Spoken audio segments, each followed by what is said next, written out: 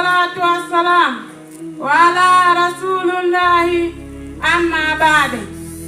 Ismi, jina langu Asha binti Muhammad, ni mwanafunzi wa Madrasatu Madina kutoka Mtwara Masasi Chiwale.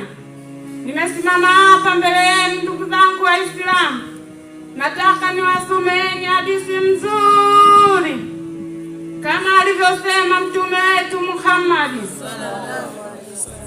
Ithnan la yanzuru llahi ilaihima, watu wawili Mwenyezi Mungu hatawaangalia kwa jicho la rehema.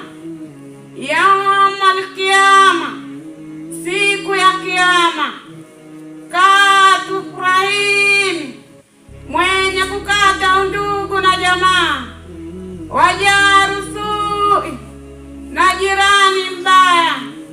Hadithi hii inaonyesha ubaya kukata undugu na jirani. Mja Mwenyezi Mungu, dumisha undugu wako na umpende jirani yako ili upate radhi za Mwenyezi Mungu duniani na akhera. Wa adha, assalamu alaikum wa rahmatullahi wa barakatuh. Wa alaikum salam wa rahmatullahi wa barakatuh. Mashallah.